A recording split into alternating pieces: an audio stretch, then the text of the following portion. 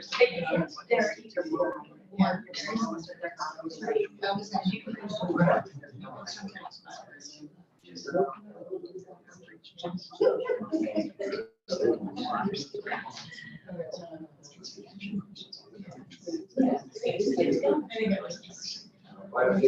Hi, everybody. Hi, everybody. Hello. Hello. It's 1 o'clock, and we have a packed agenda, packed and exciting agenda, so, which is why I keep avoiding this meeting. And so we're going to go ahead and work forward and kind of move through it. First of all, welcome to everyone. We have a new committee member, Anne Flynn. So I think we're going to start off by doing introductions, and Anne, you introduce yourself, and then we'll have the committee and staff for the committee introduce themselves as well. And then we have some surprise guests, which is very exciting too. We'll hold them for that one, that dramatic moment. So Anne, well. Thank you. Thank you. I'm Anne Flynn, live in Kenilworth, and been in the nonprofit world. Well, I was working, been retired since 2020, and was in the nonprofit world in a variety of capacities. Well, actually always a director of the nonprofit, doing the same job, I like to say, just with many different organizations. So happy to be on the other side of the grant making business. I've always loved writing grants and doing grant analysis, review, and strategic planning. So I thought this was a good fit for me in my retirement. Fabulous. Well, welcome. Thank you. And why don't we go on around? Hey, well, we introduced ourselves, so I'll pass it along. Doug Clark here. Hey. I was born and I'm a retired epidemiologist. Moved to Asheville 6 years ago. My name is Mark Mickey. I joined this committee back in January, just in time to start evaluating the many applications that came in, and it was an exciting process to be exposed to what's going on in the community, and look forward to going to this next section with everyone. So I'm Kathy Ray. I have been in Buncombe County since 2002, and I'm currently a director of physician relations for Mission. And welcome, Inlands. It's great to, I'm Rachel. It's great to work with you in this new capacity. And I have been in the nonprofit world together, and also I love that you had that opportunity to interact as the representative of a funded organization. Your perspective at the table. I'm Angela Johnson, one of the grant managers here in our department. I'm Sarah Joss. We met at the orientation. Good to meet you in person. And I'm another grants manager. Okay, I totally would have made Johanna introduce herself, but that's fine. I'm Raymond Chandra. I'm the vice chair. I've been on this committee for, I think, 3 years, and I'm also on the Tipping Point Grant Committee. I work with a lot of nonprofits in the region.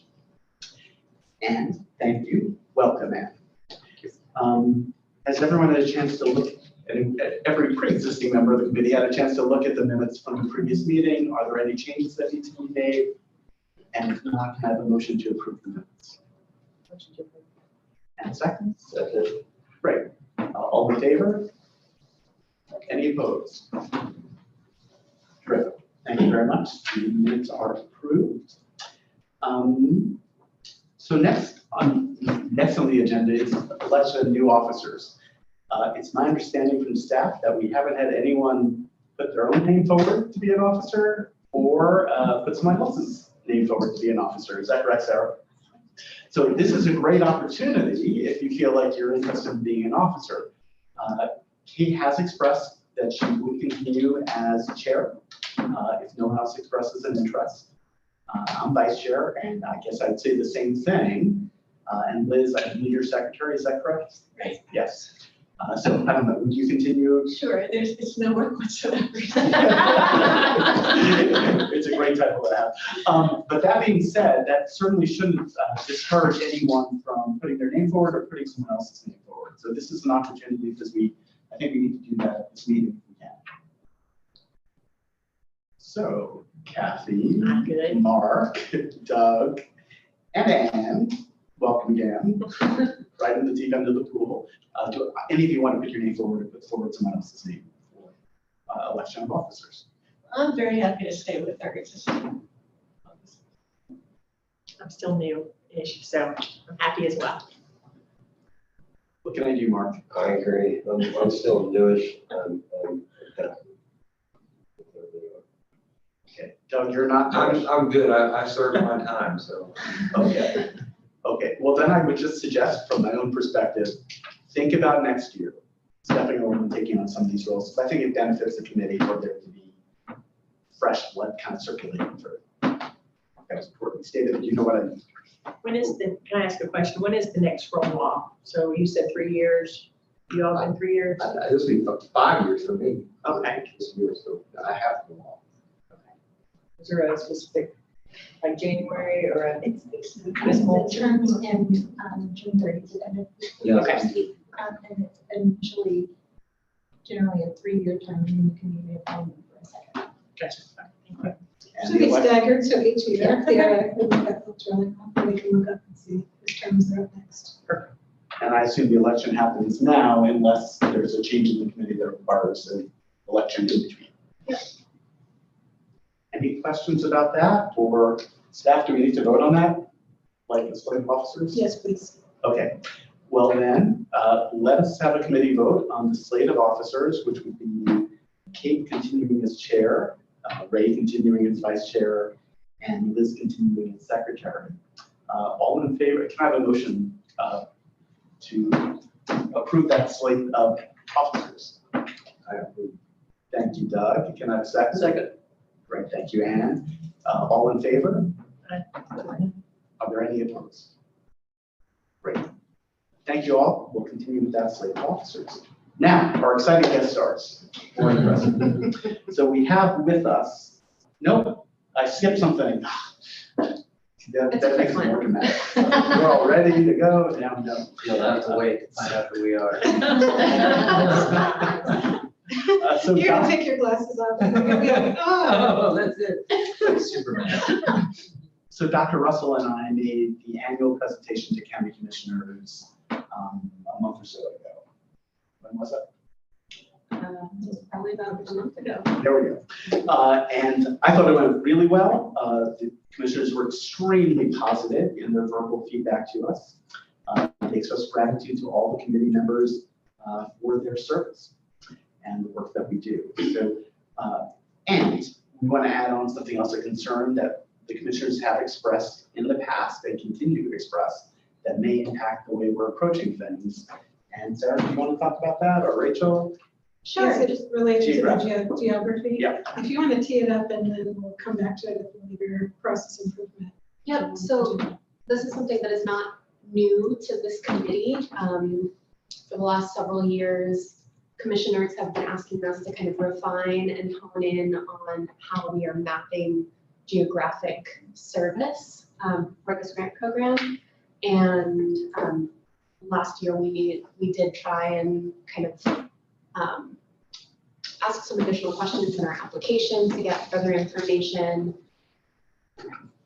There's still some work that can be done there and some decisions I think that can be made by this committee. So with that, just to let you all know that that is something that will be going into our process improvements discussion as requested by county commissioners. So we'll talk about that in a few agenda items, but wanted to let everyone know about that. Otherwise, it was a fantastic presentation and really fantastic feedback. So it was a fantastic presentation since you did the PowerPoint. But yes, it seemed to go very well. Does anyone have any questions? And we'll hit that when we talk about process improvements. Terrific. Now, our special guest stars. So we have a panel of folks from Buncombe County departments that relate to our grant making processes. We're going to just talk for a few minutes each to introduce yourselves, talk about the work of the departments, and then how we can consider how we might do better outreach in those areas as a committee. I'll let you introduce yourselves, or Yeah, so one of the focus areas that this grant works on is the environment. And as we've discussed as a committee, that is an area that has had low results in terms of applications received. And then as the committee has looked at all of the applications as a whole and determined funding recommendations, that has also been a low number in that area. So we've invited some guest speakers on our panel today from Buncombe County departments that are going to speak to us just a little bit about the work that they're doing, what they're seeing in the community as needs and opportunities for networking and outreach in that area. So we will start with Jeremiah. Hello, everyone. My name is Jeremiah Leroy. I'm the Sustainability Director for the county. There's a lot going on in our space. I would say probably the biggest driving force in a lot of the work that we do in the Sustainability Office is based on some pretty aggressive goals that our commission has set for us. Not the least of which is to reach 100% renewable energy by 2030 for all of county operations and for all of Buncombe County as a whole by 2042. I mean, we've got other goals, but those are the big ones. And obviously, pretty heavy lift, right? So they finally let me hire a second person, and it's not just me anymore. Hi. Sorry. I don't know, the problem. Internally, we have a ton of work going on. Obviously, 2030 is sooner than 2042. So I spent a lot of my time working on, Buncombe County owns and operates a lot of facilities, right? So reducing our internal carbon footprint and increasing the amount of renewable energy that the county uses.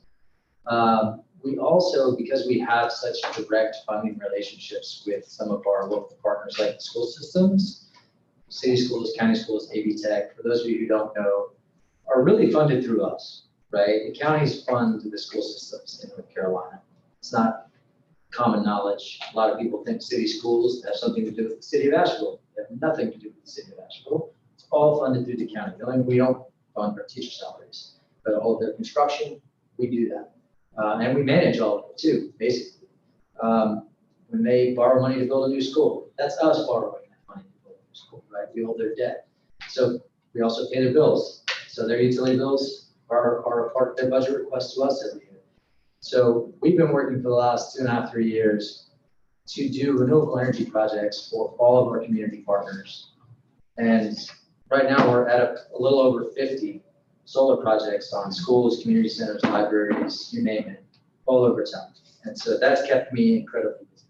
It's a really, really big part of the work.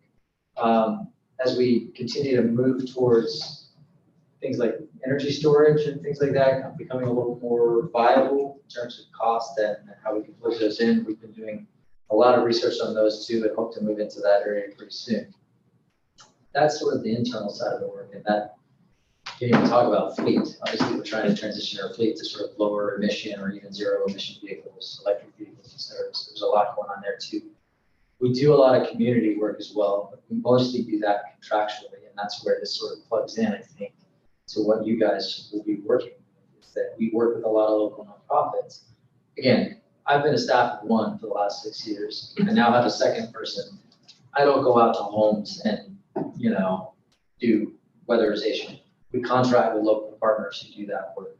And so that's where I think we can potentially be useful in terms of making connections and helping you all with figuring this. One of the things that you actually just said that really struck me was the lack of applications you're receiving for environmental work. Except that you probably are receiving environmental work applications, you just don't know that that's what they are, right?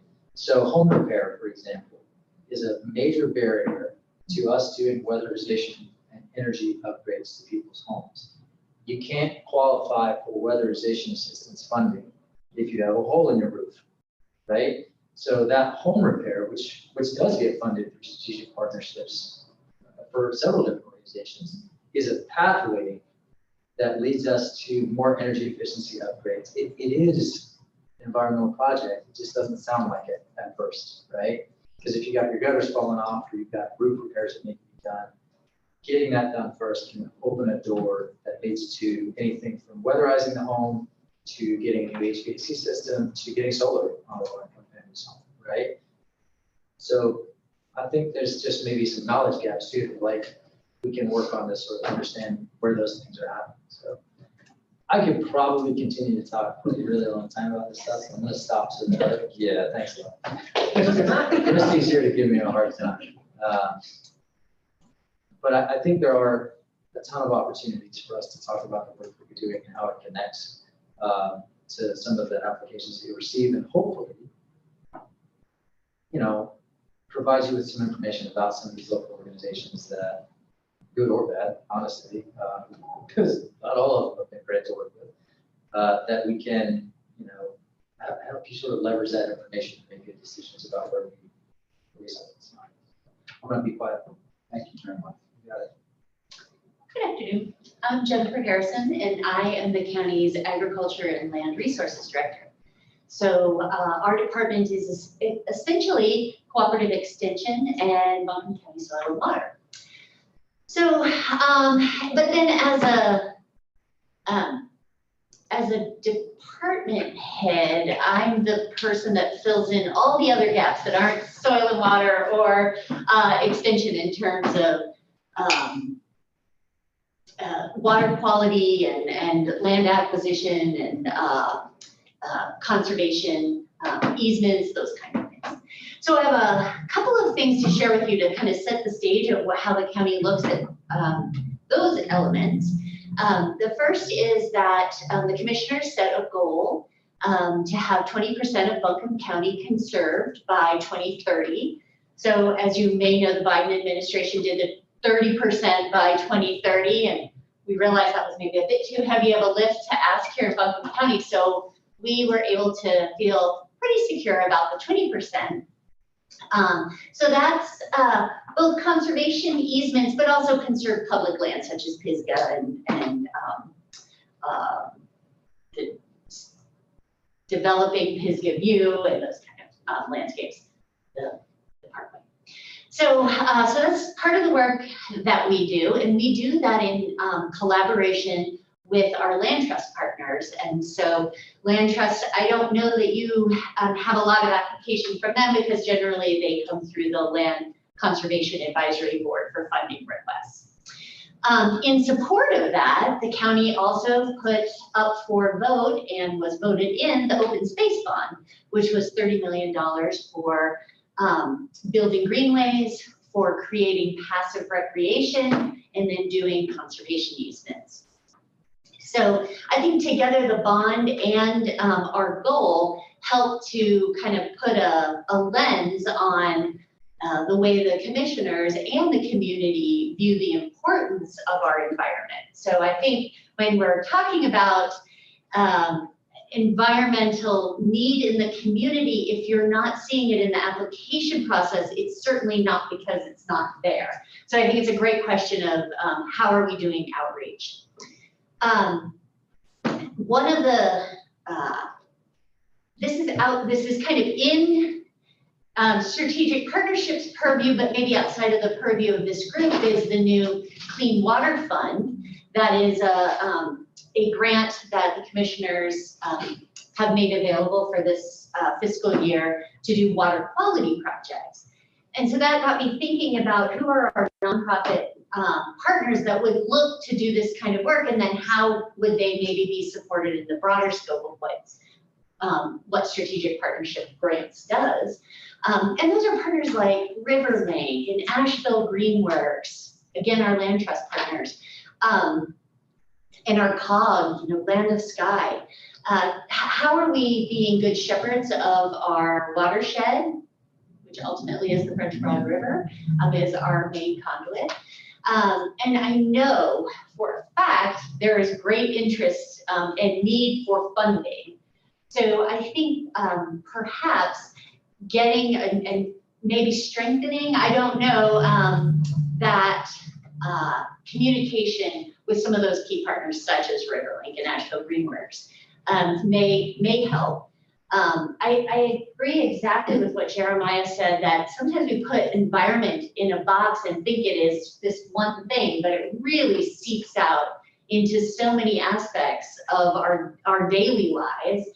And having spent the majority of my career in the nonprofit world, we too also put ourselves in boxes, and we don't think creatively when looking at funding choices. So I had some other things I was going to tell you about. but they're kind of leaving me right now. But the bottom line is I'm happy to answer questions and to think about outreach in general. I think one of the things that I hear from, say, the Community Foundation is, can't we get in your budget? Can't we have a direct line to your budget annually? No, that's not an equal playing field, right? We need people to continually apply. And so I can say without question, there's desire and need out there. The other thing that I really want to commend this group for doing is the idea that we don't just perpetually fund, that after 3 years, you need to change that project in some way. And I think that is a fantastic way to get new thinking out there and to bring fresh minds to the table. Because when you get those same projects year after year after year, it's now just becoming, we expect you to fund us, instead of our partners being creative in their thinking and bringing us projects that really move the needle. So I commend this group for that approach, and I encourage you to stay on that path. So, but happy to answer any kinds of questions about all kinds of things, but particularly I do land and water generally. Thank you, Jeff. Good afternoon, I'm Ashley Featherstone with Asheville Buncombe Air Quality Agency, and we're a local air quality agency here in Buncombe County, interlocal between the city of Asheville and the county. And we're actually a regulatory program. We operate the air pollution monitors that determine compliance with the national health-based standards set by EPA. We also do the permitting and inspections of large facilities that emit air pollution and address complaints of open burning and things like EPA's risk management plan rules and asbestos removal, things of that nature.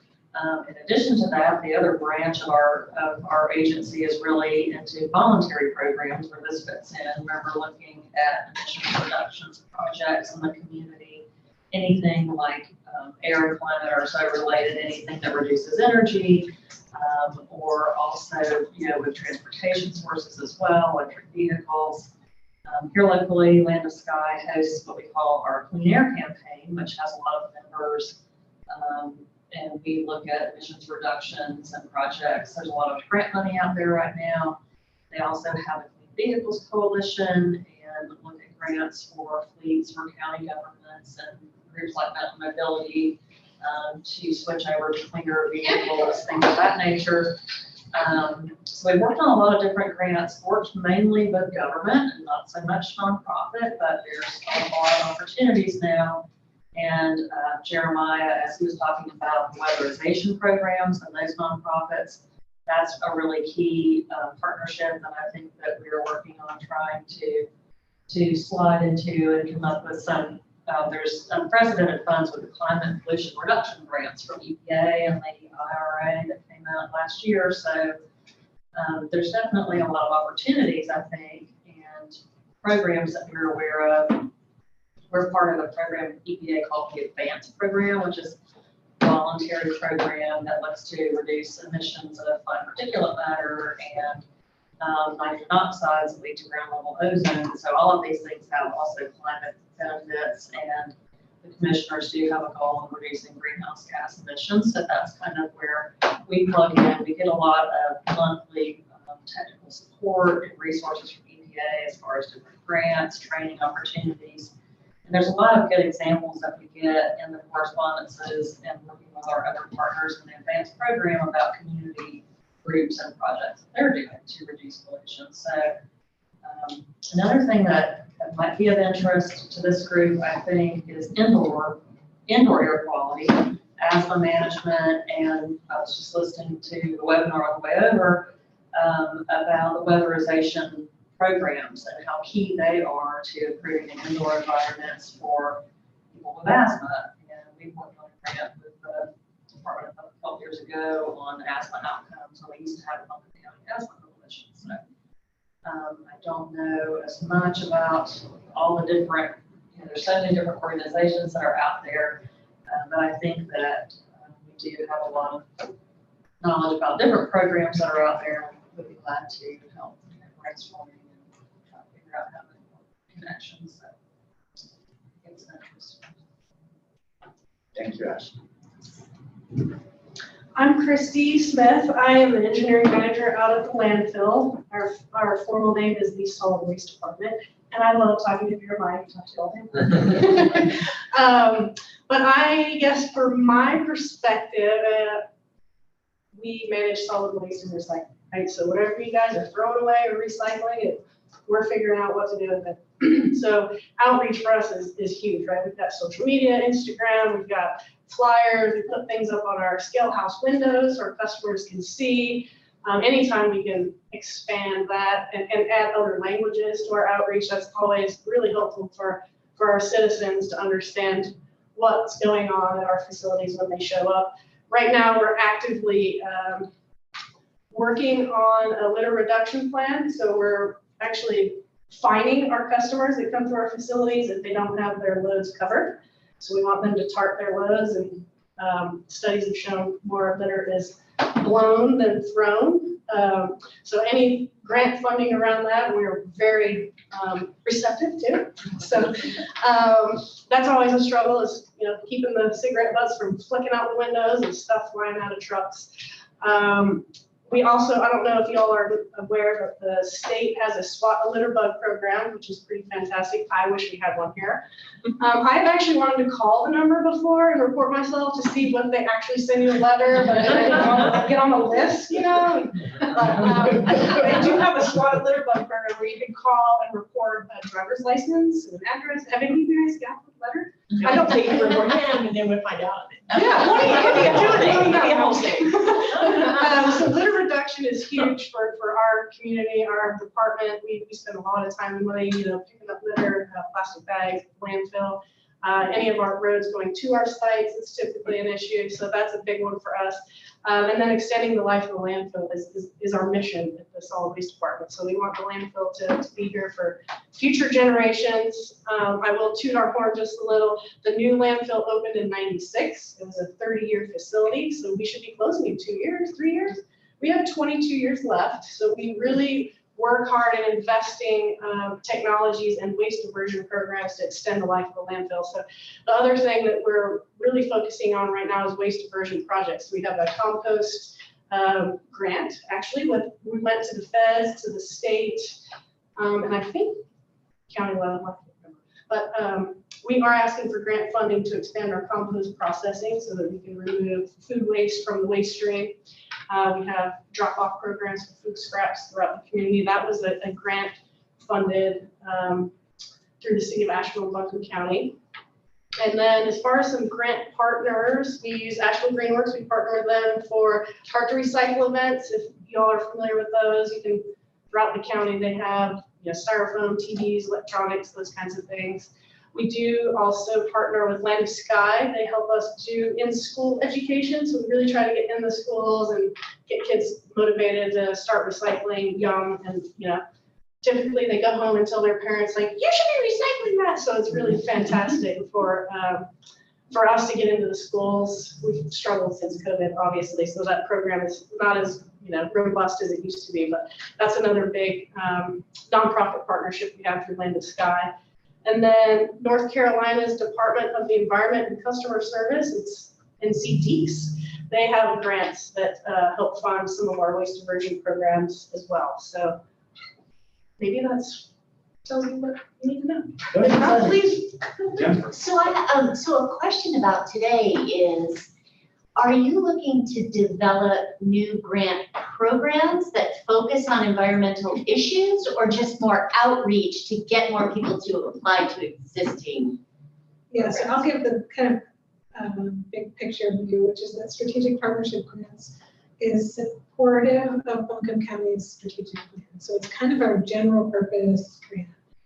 As time goes on, you mentioned Buncombe County is adding more specialty funding sources. So there's not just the affordable housing program. We don't want to fund affordable housing through this. Now they're the newest one is Clean Water Fund. So I don't think that we will invite applications for clean water because there's a specific program that's going to be better at evaluating the application water associated with the watershed and subject matter sort of depth that we don't bring to this table because it's general.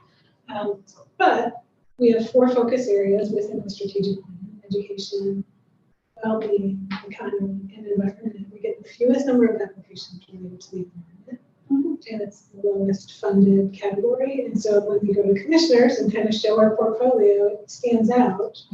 And so getting ideas about where else we could be doing outreach and to whom is one of my lines of thinking as I sat here listening. But I was also looking at the subcategories that we used on the application.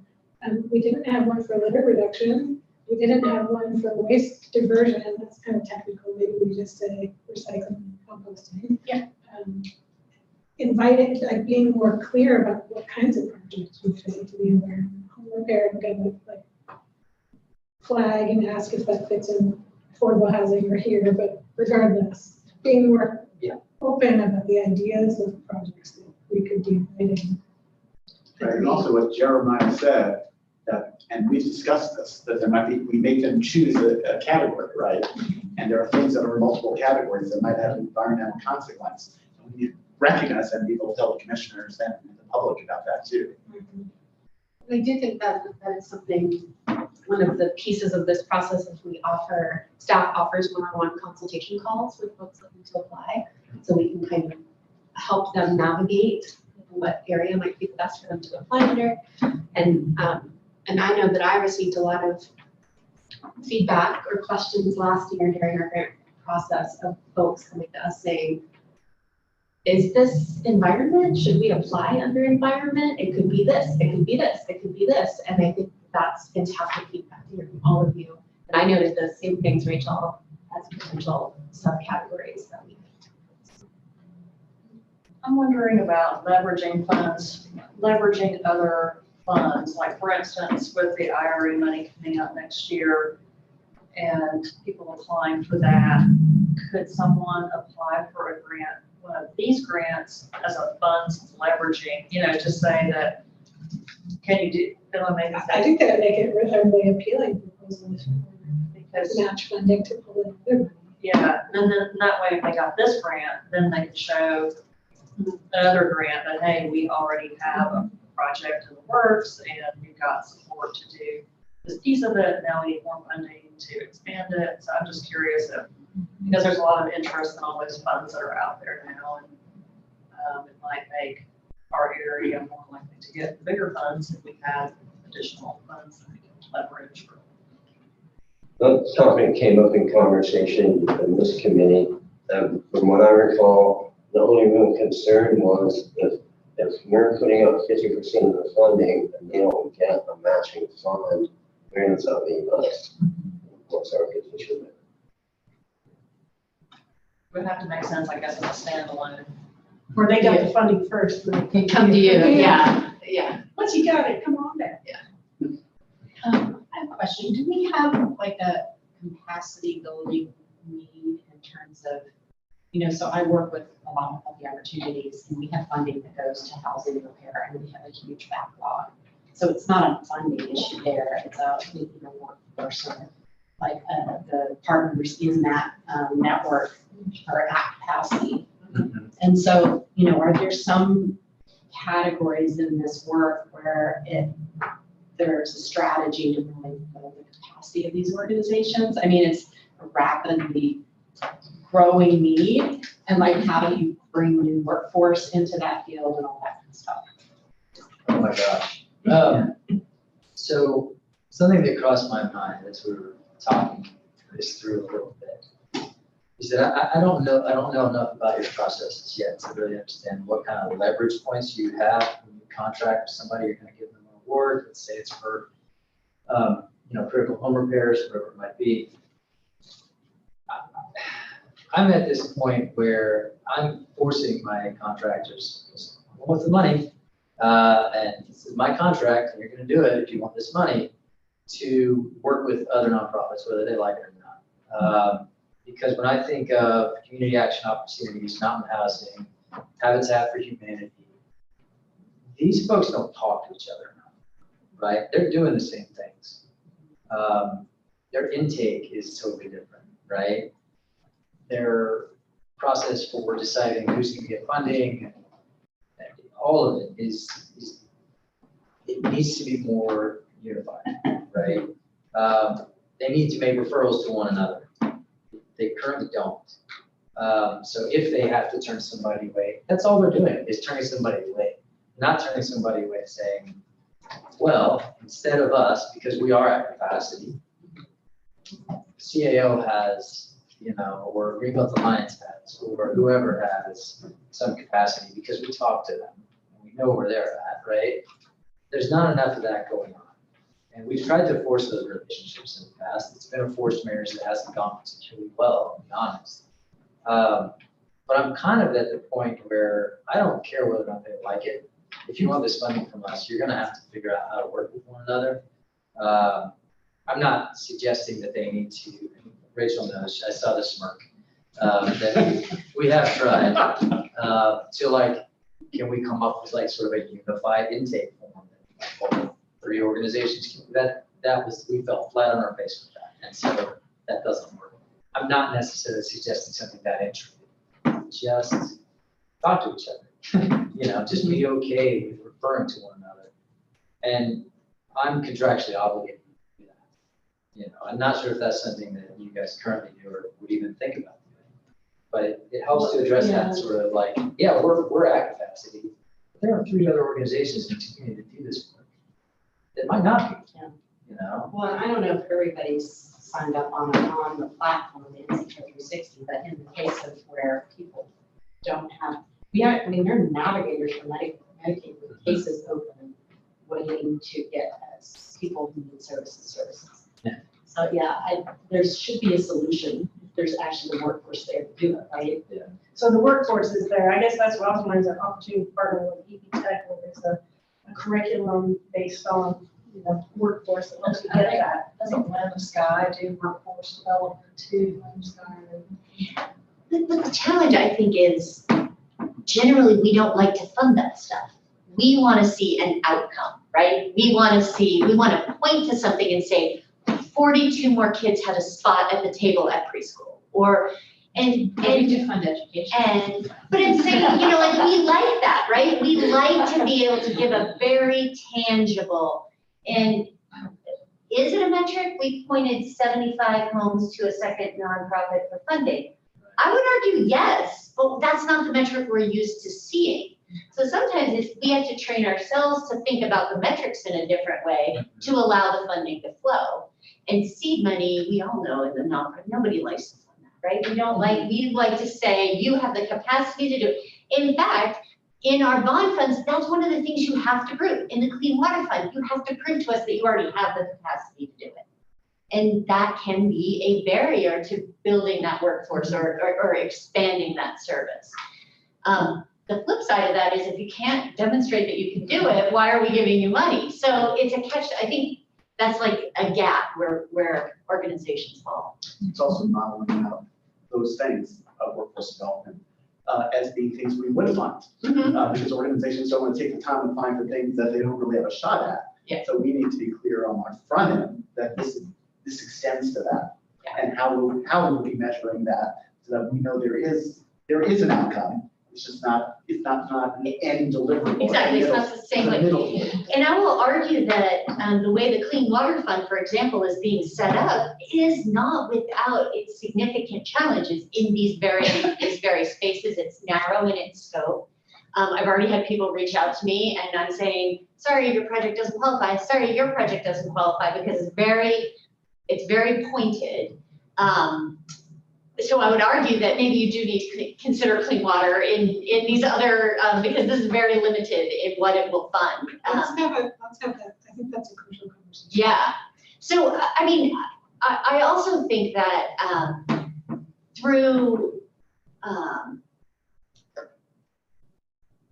how you advertise the opportunity through the examples that you give in the application, we could get maybe more creative in those examples that would get people thinking about new ways to bring projects forward, such as Ashley or Christie's litter or, thinking about asthma or, I think we could, and when we give those same examples that are pretty simple to understand, we do that for a reason because they're simple to understand, but maybe that helps in the advertising side, not maybe on the application, but when we're doing the outreach. I wonder too, because, I heard River Link come up multiple times.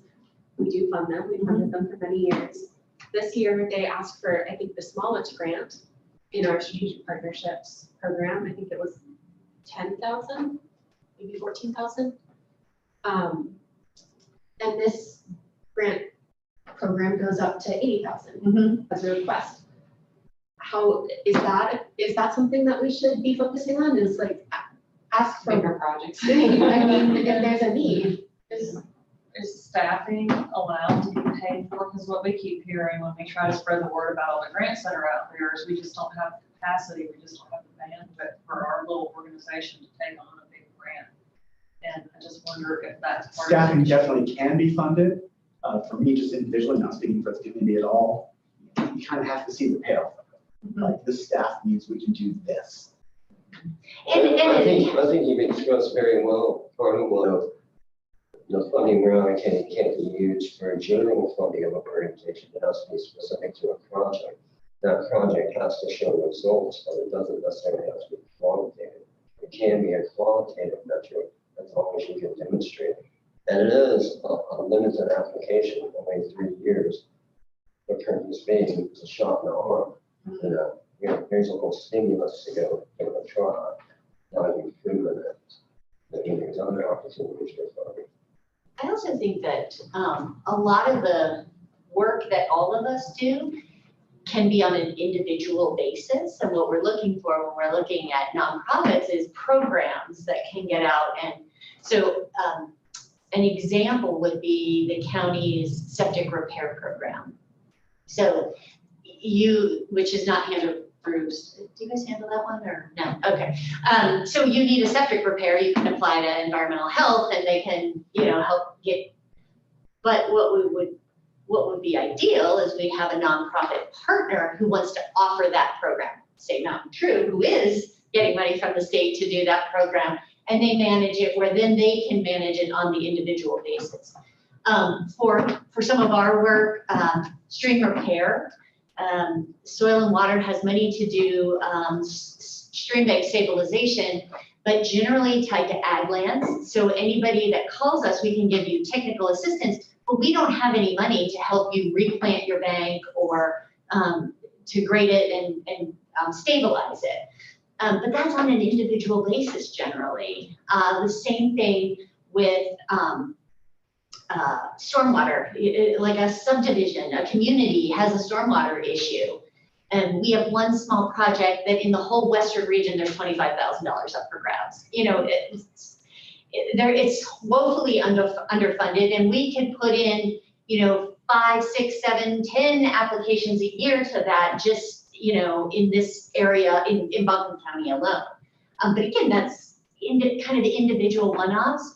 So maybe thinking about getting some of our big partners, some of our big nonprofit partners together in a conversation that talks about how can we reshape the types of projects that you're bringing forward. Here's the kinds of things we're hearing in the community. Would you consider taking on a project that is home repair, that is asthma, that is, litter, and kind of seeding it maybe in some way?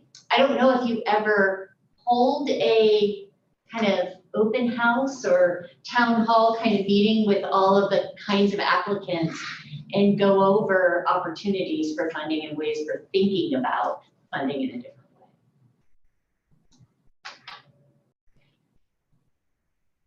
But if you do, we can give you some people to contact. We've been writing down the name of any nonprofit because name has been mentioned. So we can try to get added to our distribution system. Can we also lean on the relationships that you'll have when it's time for the next to open for you to share with your networks. Oh, yeah. And I think we could review if you want to help have us look at your project examples or, you know, if you have suggestions or anything like that.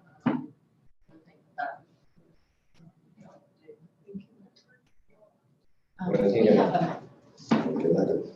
I was gonna say, just from an air quality perspective, we have a backlog in providing the environmental mitigation, air quality, home goods for applications for the asthma. So, and it's not that the money's not there, and this is again, how the opportunities is that there's not people to actually put together the supplies and package them to deliver to patients. You're not talking about going out into homes and doing, you're just talking about getting them supplies. Yeah, no, we actually have a team, a team of Memorial Health that goes and does the environmental assessment and looks for mold, cockroaches, things that are triggers, and we just don't have people to put together the packages that are paid for by North Carolina Medicaid for those patients. What do you think the issue is, or it's just not, doesn't pay enough, people didn't get. Well, we ran out of capacity. So we had an organization sign up and all of a sudden we just are backlogged. Some of it is we have a slow start and then all of a sudden the prepaid health plans started to send us their long list of people to outreach because they qualified for healthy opportunities and then we just didn't have enough people to get the equipment together for people. So again, it's back to the workforce issue. And that's something that I've seen the EPA with their grants that they have out now is when you apply, we want you to talk about workforce and how you're going to try to expand the workforce in the area that you're applying to work in. And it's obviously key to the question.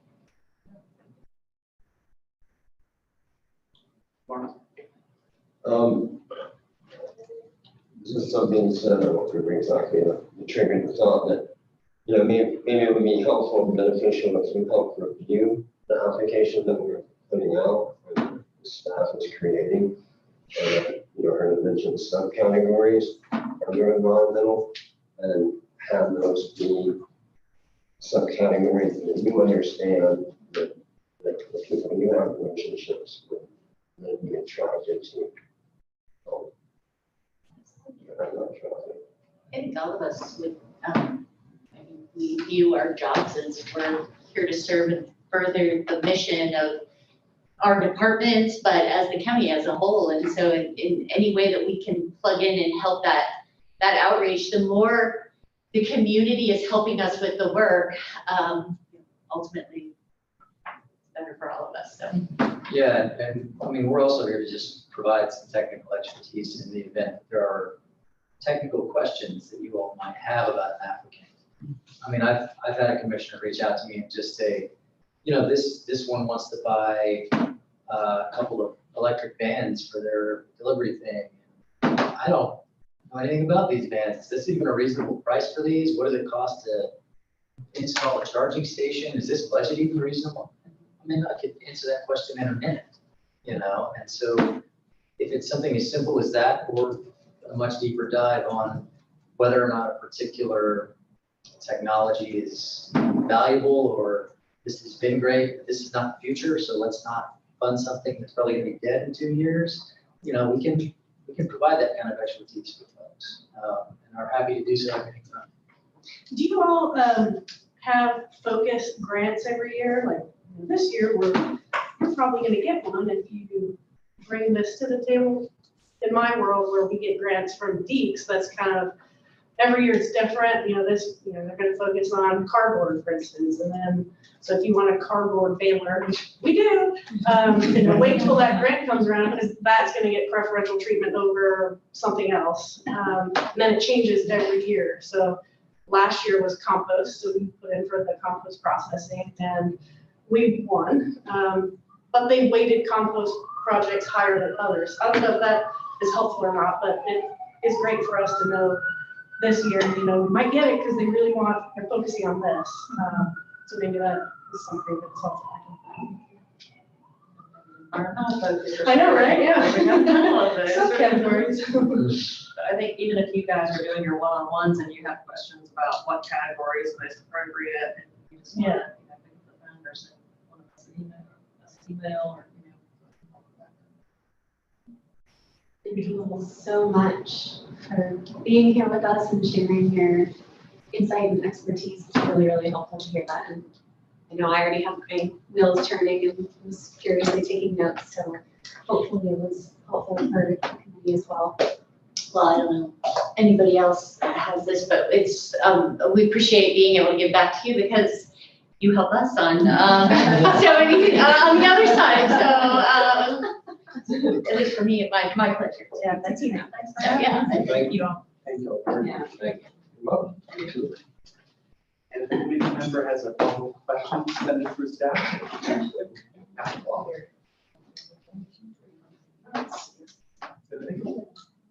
Oh, and so Dr. Russell has joined us, and Kim has joined us. So why don't we do a little introduction with our newest committee member, Ann Flynn. Dr. Russell. I'm Amy Russell. I'm medical director of Mission Health Nursing and family physician. And Kim, would you introduce yourself to Amy Flynn? Hello, everyone. I am Kim Robinson. I work with Asheville City Schools. I'm the executive director of Asheville City Schools. Been on the committee, 3 years now. Fabulous. Thank you, Kim. And Ann, if you wouldn't mind introducing yourself. Sure. I'm Ann Flynn. Was it my entire career practically was in the nonprofit world as executive director of a variety of different nonprofits. And so I'm happy to be on this committee. I think that my interest aligns with this committee, and so I'm just really excited to be here. Thank you all so much. So now we're going to go over planning for site visits. We've had a lot of signups, which has been fabulous. We have some new opportunities that have just populated out today. And Sarah's going to kind of pull that up for us.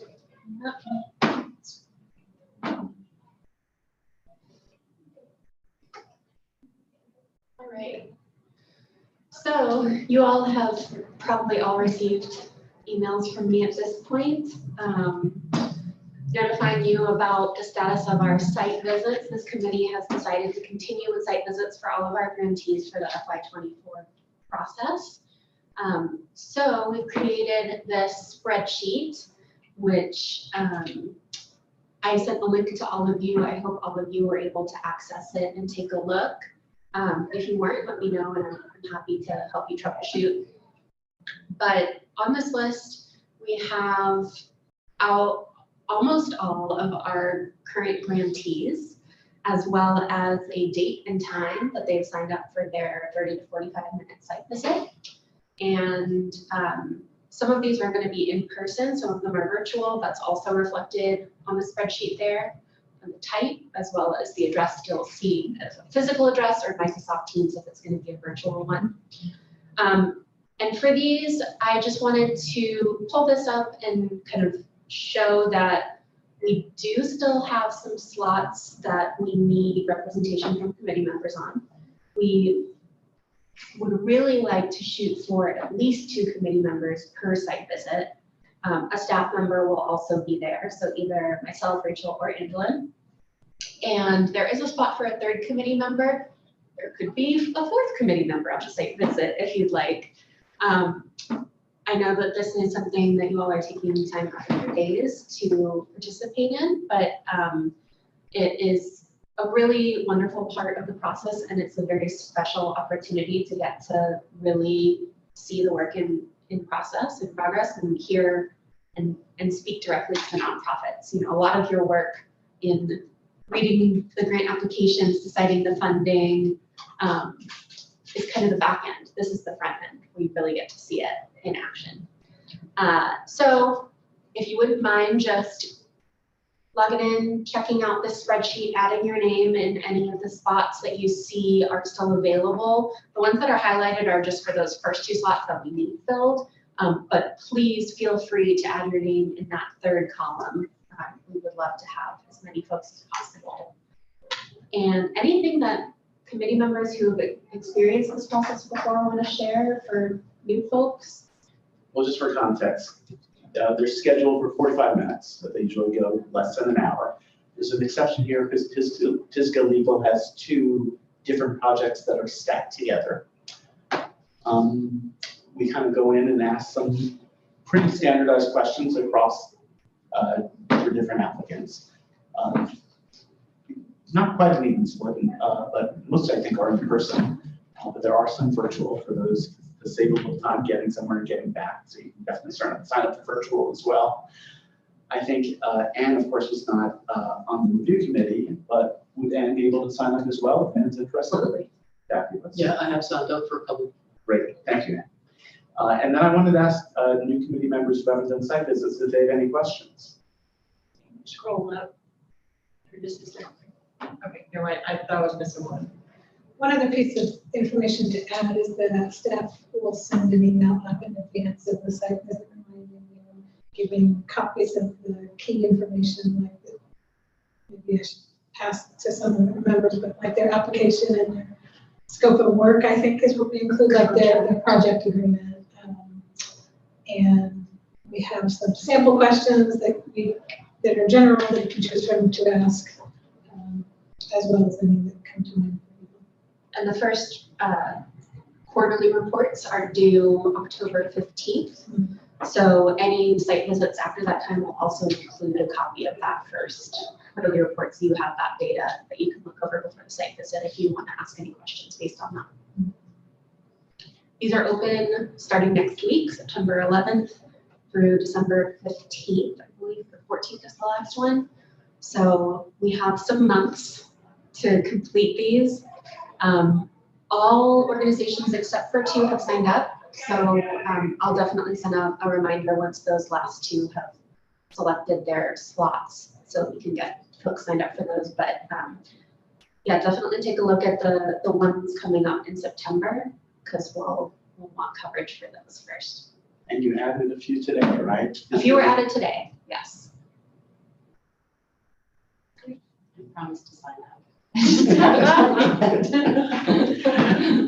Well, some of the new members are very active and got on. I know, no pressure. No pressure. Fabulous. Are there any questions on that? Great, because the big part of our agenda is still coming up, which is to go over process improvements. We've had a lot proposed at previous meetings. And it's time to really kind of advance that conversation, maybe come up with some decisions, if that's possible. Could you print out the packets for everyone?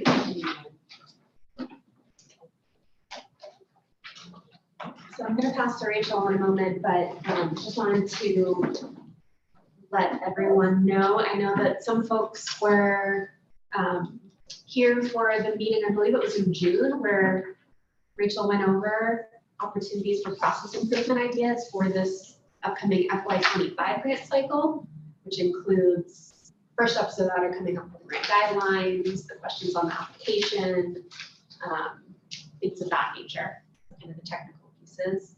And we compiled this list based on that conversation and want to at least start the conversation today in kind of honing in on which elements we want to raise to the top, since this is a lengthy list of ideas. And I would just say that that was a brainstorming session. So there are ideas here that really, it's not that they're all necessarily equally serious ideas, and some are even in conflict. Even like a couple of mine are in conflict with each other, like this one's not really relevant.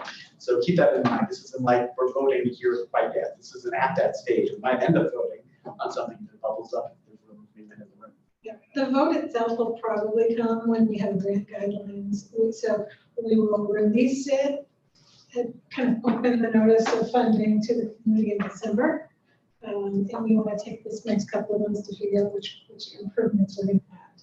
So I'm going to ask that we work individually and look at this list of brainstormed ideas, which is on the screen for those following along, and choose your top 3 most important ones that you really think that we need to make movement on.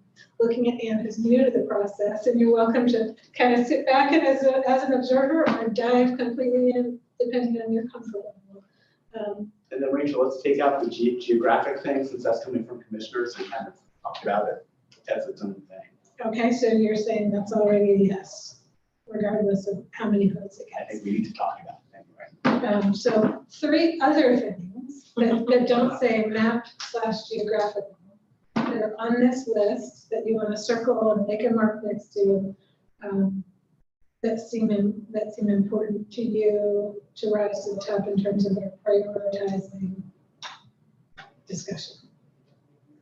Could you remind me what possibility of removing need from scoring or change? That, I went through this experience that you might be going through, like thinking back to where each of these ideas came from and what exactly we meant by each one. It was related to the conversation of how to give a fair level playing field to projects that are not basic needs, so that we're not inadvertently funding all of the resident well-being items because they're like food and clothing, and then we don't have enough left over for roads. The actual mechanism, this suggests that we don't score need as a score item anymore. Instead, we're assuming that everything is going to fit the need because they picked a category. Thank you. Rachel, on budget template, is that just a new budget template instead of the old budget template? We let a couple through that didn't use our form. And I think what did to review was really helpful. Like, I don't know, I mean, it helped me understand kind of what. So we have a standard form, and staff is now doing like a pre-review, making notes on the budget form, because that's fairly technical. But we did let a couple through that just attach budget forms of their own, and this is basically saying, kick it out if it doesn't. And the extra coaching and more explanation, we will do that regardless of how many votes it gets.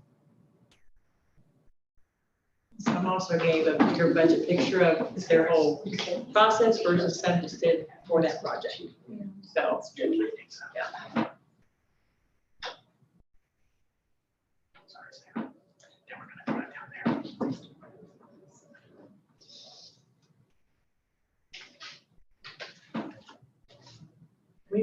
So there's no room to ask for more money now that we're in this budget year? There is room to ask for more money, and that was part of the commissioner's presentation, is teeing up that we might just do that. Yeah.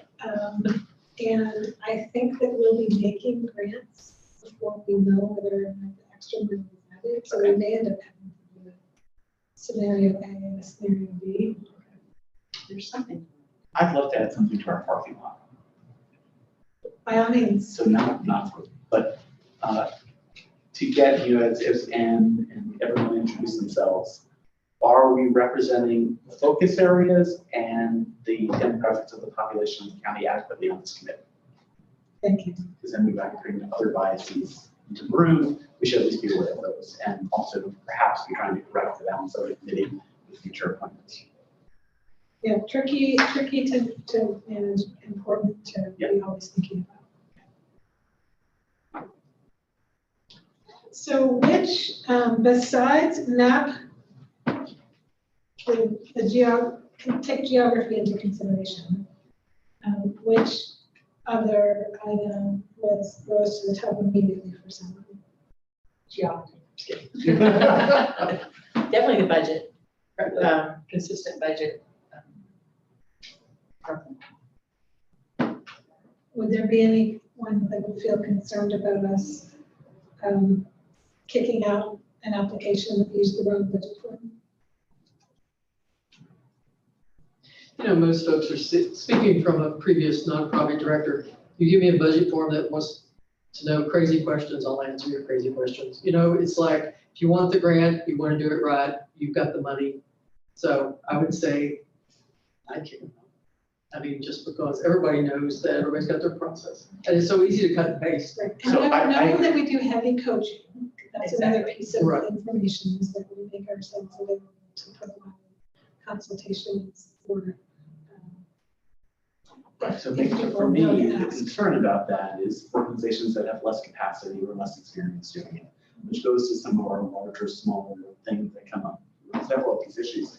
So I have no objection to doing that, but then I want for those types of organizations, I want the appropriate supports. They may need hand-holding through it, or how do we get this onto this? People struggle to do that. Now, should those be organizations for funding in terms of their capacity to then deliver? Right. That's a complex question. I think that as staff, we can commit to that, that if we get an application that gets, that's ineligible for this reason, we would set up a conversation with them to explain what happened. And possibly walk them evaluate through it. support and walk them through it. I think we can also make that, I mean, we do include this in the, what do we call it? The grant writing workshop. Grant writing workshop, thank you. Where we do discuss every single piece of the application and what that's gonna look like. We go over the budget form that's available to everyone. It's on Facebook, YouTube, all the different places where folks can access it. But I think we can put even more of an emphasis on that. Well, even in the application software on that section, we can say, you know, if you have questions or need assistance with this form, reach out and provide our contact information there as well. So when we seek feedback from both recipients, but also general applicants, which I know we do, like, what do they say about accessibility of the process? We get great remarks in our surveys. I think it's been a couple of years since we did one specific to this grant program. And we got great feedback about accessibility. So then for me, I think the general, I mean, if anyone objects to the budget one, please speak up. I'm not trying to override anybody by saying that, but I'd love to do that. But then I'd love for us to do feedback about accessibility, including for those who didn't get the grant. And maybe with staff being mindful of those who showed up at a meeting or expressed interest and didn't apply. So we're getting some feedback about what about the process seemed intimidating or difficult or made them choose not to do it. Could have been for a completely different reason. Sarah, is the report from our consultant where she did a survey of applicants not funded something that might make sense to share with this group? Sure. Does anyone have any feedback or concerns about having a tighter, more efficient, and more effective and required budget time? I think it's a great idea. Make our lives easier too, I think. Perfect. Okay, so we're saying yes to that. The one that I thought someone was going to do before all else was hard cap at 80,000. That's We tested it with commissioners and no one panicked. Yeah. So I feel like that was our ability to, that was our. And for context for newer committee members, we effectively put in a cap, but we don't tell them on the front end when they're applying. So I might be putting forward 120,000 in application because we have not had a hard cap. And then it's going to be, at best, if it's approved, cut down to 80. Well, that project may never do it. So giving them the information on the front, since we do it on the back end and have for at least a couple of years, 2 years, I think 2 years, where we capped it. Well, yeah, year before last. Yeah, where we put a During cap. It was on the back It was end. on the On the back back end. And then last year, you put it in that applications of 80,000 or less were encouraged, but it was a soft cap. So they could still ask for more. Right. But still was implemented on the back end. So I think we did have maybe a couple, Three. a few applications that asked for more than that 80,000. Right. We funded them. But we almost immediately imposed the hard cap on the back end. Right. So it just seems fair to the organizations to be honest about it. Yes, as we keep doing it. Yeah, many times foundations or grantors come back and say, well, we can only give you X after you give them the $150,000. Can you do it for that?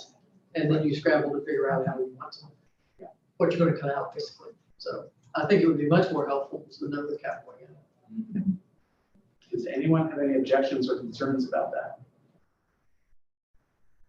I think it opened up our conversation to, well, they're just, asking for 125,000, knowing they really only need the 80. So it was like asking for the whole, that we kind of discussed that as well, and kind of thinking back in a bit. what they wanted, so I'd definitely be a hard cap. Be great, knowing that up front will be helpful. So we're gonna mark that as a yes, meaning we'll get it into the draft that we bring back for consideration. Okay, so I'm gonna bring one up because a few of those are mine. I'll do the one that I think is one that I tend to bring up each year that no one likes, which is the organizational pause after 3 years of funding for a year off. And the reason for me for doing that, there are a couple of reasons. One is that larger organizations tend to be funded year after year. The best-known organizations tend to get their funding year after year. So it kind of holds a lot of that space from other organizations coming in. Two is we kind of become part of their permanent funding. I know it's a 3-year cap on projects, but then people who have larger organizations like that are just taking this money and then getting that from somewhere else and now doing this money. And then 3 years later, they're going to come to this money and it becomes basically permanent funding from the county, which if the county wants to do permanent funding, that's fine, but I question whether this program should be the choice for doing that. So it's to open it up for other organizations and for smaller organizations that have less capacity to be showing up in that way year after year, and to stop us from becoming a permanent revenue source or seen that way. And for clarity, currently, what we have is a 3-year cap on projects. We're talking about, or what Ray is bringing up is a 3-year cap on organizations being funded with a pause, not a permanent. No, it's a 1-year pause. Exactly right. I totally appreciate what you're saying and tend to agree with you. But I think it's also this place I'm going to hold, what is it really, that's something you need mid-sized organization that truly does have this startup side project. Bring to fun. Every few years. I don't know what the language would be or the rationale to create that caveat. I tend to agree with you, but also don't want to completely shut down the opportunity for somebody. If I was the director of a nonprofit, I would know 3 years before I would know that I've got a good shot at a good project in 3 years, and I'd start talking to someone, year 2, saying, this has been a great project, we've met our measurable objectives, we got a year coming up where we're not going to be funded, and you've got time 3 years gives you time to figure that whole out. I support that. Is that 3 consecutive years or just 3 years period? 3 consecutive years and a year off. We've made the requirement no more than 3 total years for the project because of this nuance where we don't make multi-year grants. This is one of the most confusing topics that we talk to our applicants about. When they see 3-year funding, they think it's a 3-year grant. And it's not actually a 3-year grant, it's a 1-year grant. You're eligible to apply and compete for 3 times. But there could be a scenario where there's 3 years for a project, but it wasn't sequential. That's not what I'm proposing. I'm proposing if an organization has received funding from this program for 3 consecutive years, there's a year pause. That's all I'm proposing. Regardless of the project. Yes, that's exactly right. And so like Pisgah Legal, which we see up there, we always fund Pisgah Legal. And Pisgah Legal does great work, but it's holding the space, right? And they're coming back to us, and the projects change over time. They're still doing great work. But there are a lot of nonprofits that do great work. So I want to open it up for some new ones to get more in the mix that have that possibility. And yes, after the year pause, they can absolutely come back, and they'll probably get the next 3 years funded again. Is this something that other grantees do? Just out of curiosity, I have no idea. Do they put a 3-year? Like other funders. Yeah, the funders, yeah. I can't recall, but I know I've had that experience. I can't recall the names. There's They this, say you can only apply for 3 years. I think it's unique, the reliance on county funding and assumption of county funding. That I don't know, we see with like other foundations where nonprofit applicants would be saying, Something it's like the foundation's duty to keep funding. Community foundation, I just wanted to. Yeah, Sisters of Mercy has done 2 years, And it was pretty much known that you were a shoe-in. If you met your measurable objective, you would get a second year of the same funding. But beyond that, I can't really recall. So early on in committee work, I think we did talk about the fact that fiscal legal used to get Durham County projects or their work. And then the funding was called back and the funding was shifted to strategic partnership committee. And so some of it, I think, you know, it's a pain point for me because when I look at all the ways fiscal legal serves the community, it's such a unique, it provides so many critical services. My personal opinion, it should come under a county budget. But that just to bring some historical background to that. I'm not saying this would, you know, I'm totally opposed to this, but there are unique circumstances. Well, I agree about county budget, but distinguishing it from a grant program that renews each year. Like if I was a commissioner, I wanted to look at the county budget. And there are other things, like when we have our diaper proposal, which is now other things around diapers, but there's babies without bottoms, right? Like, like it's such a fundamental thing society should be doing, the county should be doing. And of course, you know, when that applied, we gave it really high marks. But is that a permanent funding? If it's permanent funding, then the county should be doing it, not this committee. And we will do our best to continue navigating that, but if it's coming to us, departments have opted not to buy it and elsewhere.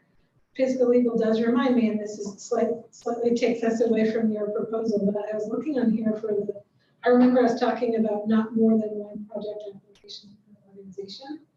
Fiscal legal is another organization that's two currently funded, two max funded. That organization is receiving $160,000, is that accurate, of the $900,000 pot?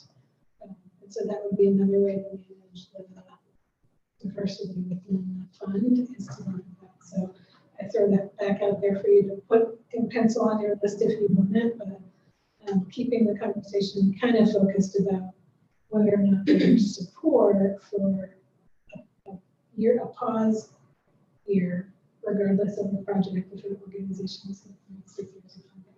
Do we ask on the application what other grants do you receive? We do? Yes. Okay. And they don't get to ask say- about sustainability plans, do we? I think we do Yeah. ask, but it's not graded, or it's not points and the scoring. I wonder if there would still be a need for the 3-year cap per project, if we have the 3-year consecutive for organizations with a pause. And just swap it out. Yeah. Well, I'm just thinking it would get very complicated to try to explain that. Yeah. I think the project thing can disappear if we have 3 years Yeah. per organization. I think so. I don't know how others do. But I totally respect what Rachel brought up, which is can organizations still do multiple projects? It does intersect. You know, that proposal would intersect with the proposal. We will run a list and see which organizations and how many of them would stand to impact in the coming year. But put that on as like a strong maybe for the process. And just to be clear, if there was a sense of a consensus that we might hold off a year just for organizational planning for that, to not impose it right now. So we might like, and to soften that as a blow Right. and put it an extra year off, I'd be perfectly open to that. Yeah, I think an alternative to that might be to say no organization can receive more than 80,000 in funds. So there would be opportunities for organizations that are very diverse to have 2 projects funded, but the total is going to be less. That's really smart. That's an excellent proposal. Yeah. I heard some response in the room. Any concern about that? I think that's a really excellent Yeah, idea. that's good. It cleans it up a lot. Thank you, Liz. Yep. That's great. Yep. Be that a hard cap of 80,000 total, or whatever, all the, okay, across the county board. You can have as many grants as you want, but you can't get more than $80,000. Or apply for more. Yeah. Wait, Right, You're or gonna have two contracts before you grant it. So, so Kat, were you just saying across different grant projects? So like if they are doing an early childhood grant or something? That's why I'm asking for clarification. Is it the, yeah, just clarification. I was thinking of it as from the strategic partnerships. Okay. I think that's our realm of control. That's why I thought, that's what we, if we're like, oh, by the way. Okay, Yeah, that was But I fine. did notice Okay, that, thank you. that people who have applied for more than one, will put them in different categories, so Yeah. they misbehave, if that makes a better strategy. I know that we go to county Strategic management with a list of all of the groups that have applied or received funding countywide to look at this and see where there are organizations that participate in multiple programs. And we asked the question last year, can we make it so they can only participate in one competitive grant program? There wasn't appetite to limit at that time, but we'll ask again. Or maybe there's another structure. And I agree with what you said. It's kind of beyond our purview for that, but I think it does relate to the policies that we then implement here. Okay, so we have time to talk about maybe another one. So are we gonna talk about geography today or put it on? That is a question that we've discussed as staff, and we are suggesting that might be, if you're willing to add an October meeting back to the schedule, juicy enough and in-depth enough topic to get this from the meeting. I think that's a good idea.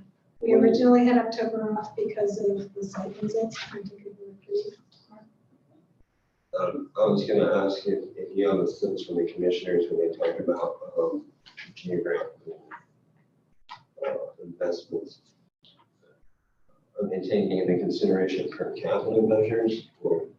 My question So was the whole complicated. meeting, it's a meeting. I mean, at its simplest level, commissioners are elected by geographic districts, even though they serve the whole county. So when they look at their district, they want to see the impact of this group. Sure. But if their district is only 23% of the population, it's not the geographical measure of distribution that we're looking for. I think that's really important. Yes. That is, it's complicated. For all those other reasons, like just for bringing in up to speed, we've talked about where groups are located, where their service delivery locations are located, and where the people live who receive or participate in services. So it's not always unclear. I think we've asked before, does City of Asheville have anything like this? Like, within city limits, do they have strategic, like, grant things for the City of Asheville? They do. I think theirs is focused on education only at this time. I live one street in the city limits, so that's why I wonder if there's like a specific city versus county. I think there's might be like K-12 education. Okay. So while we're there, are you willing to keep the October meeting and talk about geography? Does anyone have an objection to holding the meeting in October that they want to speak to? Can we make it an hour? Instead of an hour and a half? You could. Great. So is there any potential in using technology, like in Secure 360? Yes, and there's another map called a community index. Yeah. That's now out, Mm-hmm.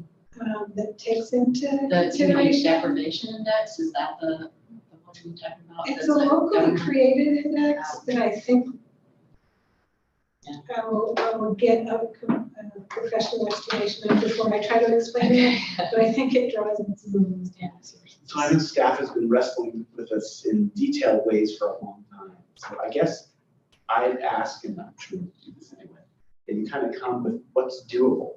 Like we can say what we want that's not doable. Let's not spend too much time on the stuff that we can't actually do that we'd like to be able to do. Because I really appreciate those three differentiations between like where the money's flowing through geographically, and where it's flowing out, And even where it flows out, it might be a distribution point that actually goes well beyond that, specific area. So like, that's pretty complicated, right? And so if we're asking to measure some of those things, maybe we just can't do it right now. Like, we don't know how. So we'd like to do it.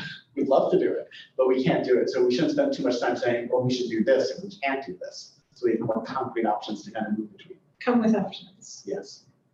Meet for an hour. We got it. Starting at 1 o'clock. That's October 19th. First Thursday. It's on our calendar, the invite was sent out. I think we So- never deleted it off your calendar, Yeah. so. Still my book. And there are only a couple of site visits currently in October. So we're coming to the end of the meeting. Is there anything any committee member would like to bring up before we adjourn? Or anything from staff? It was really great having Reno today. Thank you for that. That was informative. Yeah. That We're was, hoping to have some more opportunities to bring in some folks to share.